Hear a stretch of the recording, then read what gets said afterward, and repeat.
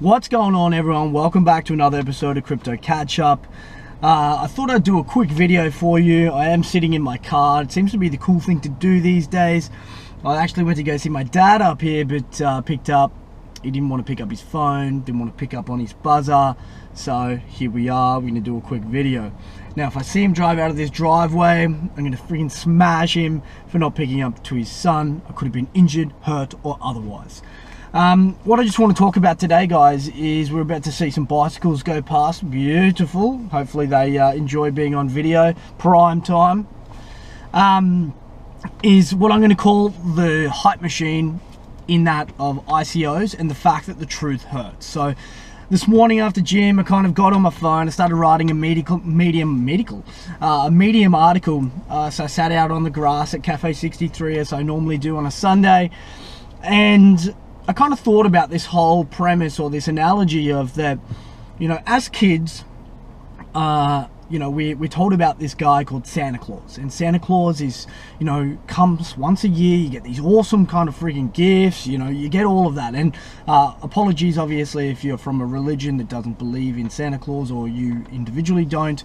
I'm sure through education and life experience, you know what I'm talking about. So Santa Claus is, pitched to you as a kid as this guy that can do anything, comes around once a year, can cover the world in one night, and he gives out presents.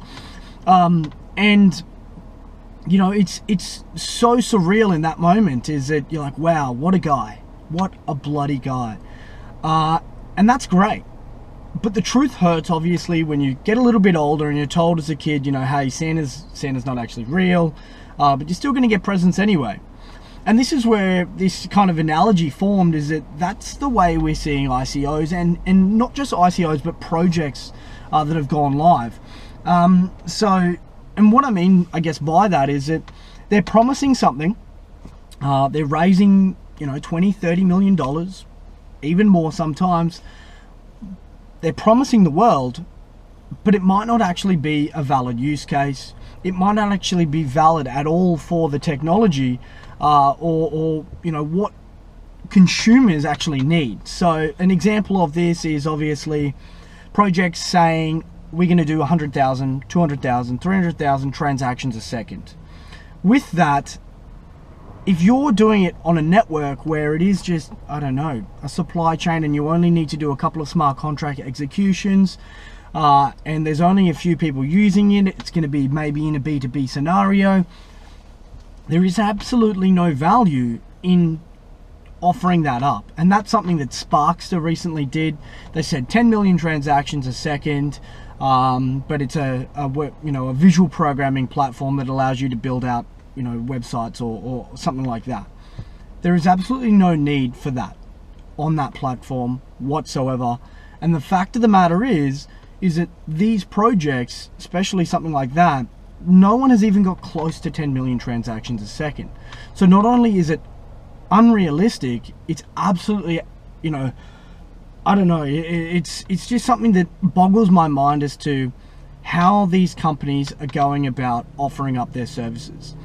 In these open source communities, you need developers, you need people to actually care about what you're doing. Man, it must be a good day for biking. We've got another set of lovely ladies coming by. Hey Dale, how are you?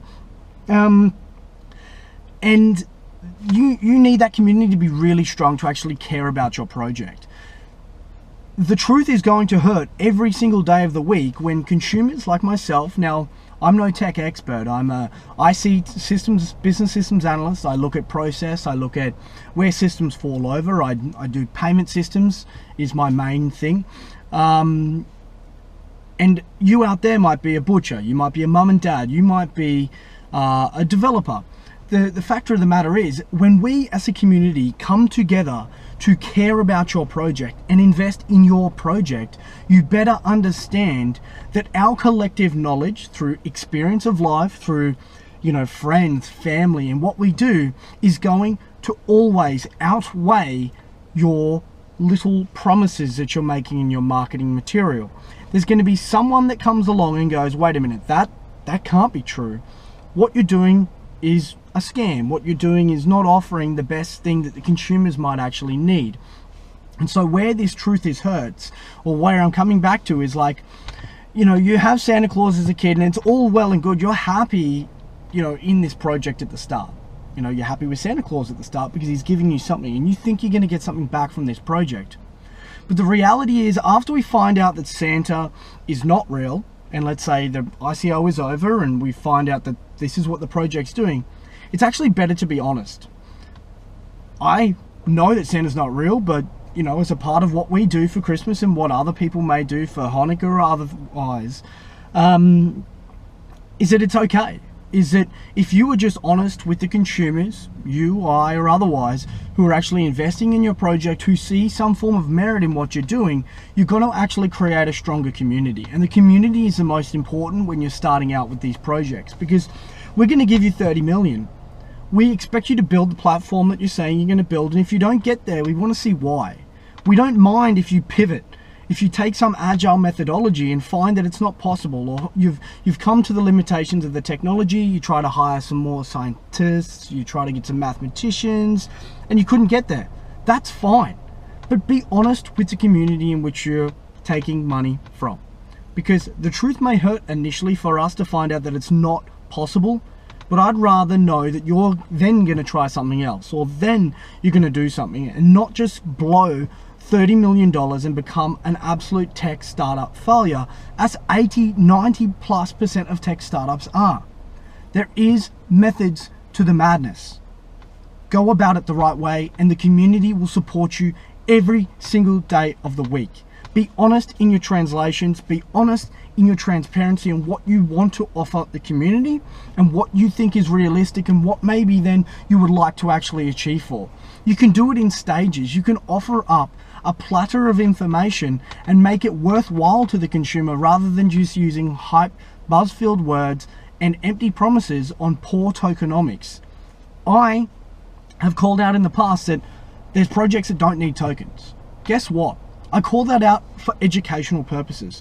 Have I invested in projects that don't need a token? Technically, yes. Will I continue? Yes. May I in the future advise for a project that possibly doesn't need a token because they could use Ethereum? It could happen, but it's not about that.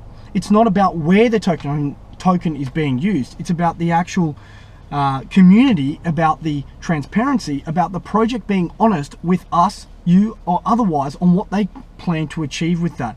Because they can start out with a token to fundraise with an ICO and then pivot and then change what they're doing, and that's all we're trying to cover off here, guys. So that's a bit of a rant, but I think, you know, we can all appreciate what I'm trying to cover off there. Cheers, guys.